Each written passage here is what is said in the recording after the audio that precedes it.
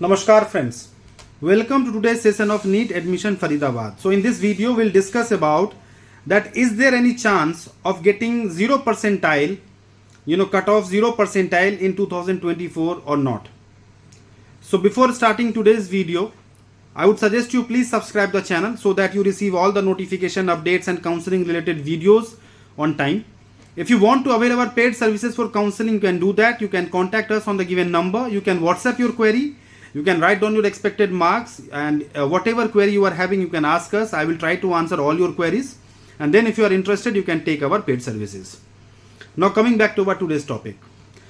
So बहुत सारे students की क्वेरीज हैं, वो पूछना चाहते हैं कि सर क्या इस बार 0 परसेंटाइल फिर से होगा, और अगर 0 परसेंटाइल होगा तो उसका क्या इम्पैक्ट होगा काउंसलिंग पे. सो मैंने सोचा कि इसके ऊपर एक डिटेल वीडियो अपलोड किया जाए. सो 0 परसेंटाइल क्यों किया गया था और क्यों होता है, पहले ये समझते हैं.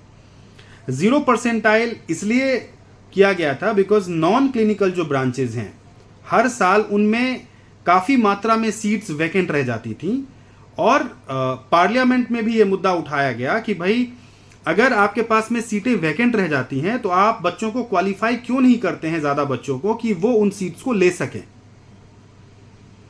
तो इस वजह से लास्ट ईयर 0 परसेंटाइल कर दिया गया कि अगर कोई सीट खाली बच रही हैं तो उस पर अगर सारे बच्चे क्वालिफाई हो जाएंगे तो वो उन नॉन क्लिनिकल सीट्स को तो एटलीस्ट ले पाएंगे, या फिर जो प्राइवेट कॉलेजेस जिनकी फीस बहुत ज़्यादा महंगी है, मान के चलते हैं 50 लाख 60 लाख 70 लाख फीस है और उनकी सीटें खाली जा रही हैं, तो अगर कोई अफोर्ड कर सकता है, चाहे इवन उसके मार्क्स कम भी हैं, तो चूंकि वो नॉन क्वालिफाइड है इसीलिए वो अप्लाई नहीं कर पा रहा है काउंसलिंग में, तो वो अगर वो सीटें खाली जा रही हैं तो उन सीट्स को वो ले सके. अगर कोई एनआरआई कैटेगरी का स्टूडेंट है और उसके मार्क्स सपोज करते हैं कि क्वालिफाइंग मार्क्स से थोड़े से कम है और वो एनआरआई में एलिजिबल है, बट वो पार्टिसिपेट ही नहीं कर सकता है काउंसलिंग में क्योंकि वो क्वालिफाइड नहीं है.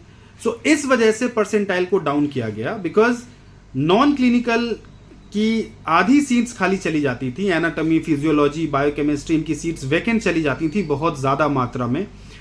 पैथोलॉजी की सीट्स कई बार खाली चली जाती थी, और कुछ थोड़ी बहुत क्लिनिकल की भी सीट्स खाली जाती थी, क्लिनिकल ब्रांचेस की. प्राइवेट में ही नहीं, गवर्नमेंट में भी खाली चली जाती थी. नॉन क्लिनिकल की सीट्स प्राइवेट में तो लगभग सारी ही खाली चली जाती थी. तो इस वजह से परसेंटाइल को 0 किया गया, और लास्ट ईयर उसका इंपैक्ट भी देखने को मिला. लास्ट ईयर बहुत ज़्यादा सीट्स खाली नहीं बची थी, लगभग 150-200 सीट्स ओवरऑल पूरे भारत में मिला करके, सारी प्राइवेट गवर्नमेंट सब कुछ मिला करके थोड़ी बहुत खाली बची थी, जो कि पहले 1200, 1300, 1500 सीट्स खाली रह जाती थी नॉन क्लिनिकल में, प्राइवेट और गवर्नमेंट को मिला के.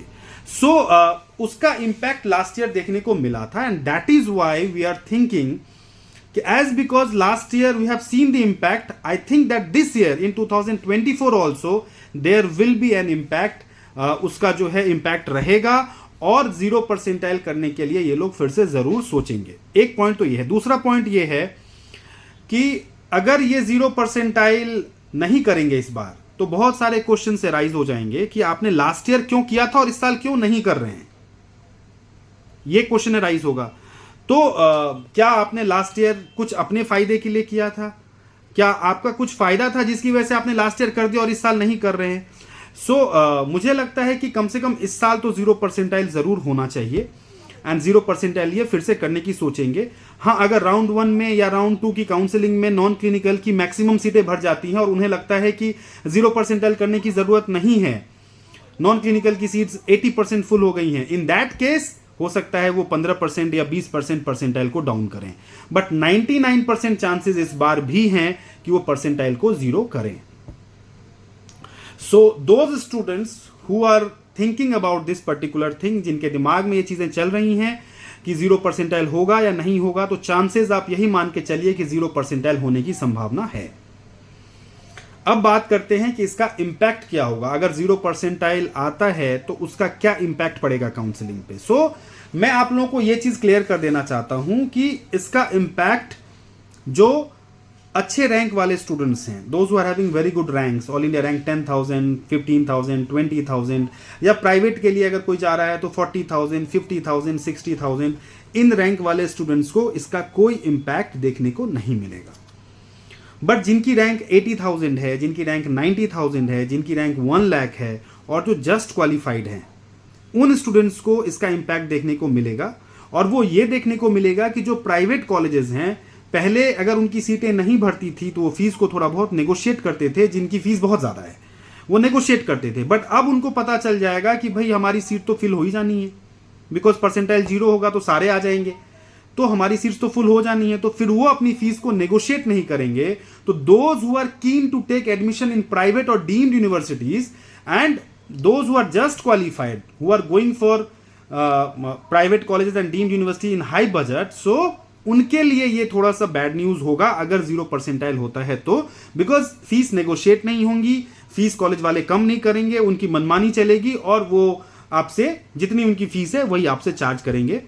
तो ये सिनेरियो हो सकता है, ये इंपैक्ट पड़ सकता है। बट जिनकी रैंक 30,000 है, 40,000 है, 20,000 है, उनके ऊपर इसका कोई इंपैक्ट नहीं पड़ेगा, बिकॉज सीट तो प्रोसेस से ही अलॉट होगा, काउंसलिंग प्रोसेस से ही सीट अलॉटमेंट होता है एंड उसमें अगर आपकी रैंक बेटर है तो सीट आपको ही मिलनी है।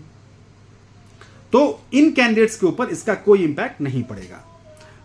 परसेंटाइल अगर 0 होता है, इसका डिटेल इंपैक्ट क्या हो सकता है इसके ऊपर मैं फिर से एक वीडियो आने वाले समय में डाल दूंगा।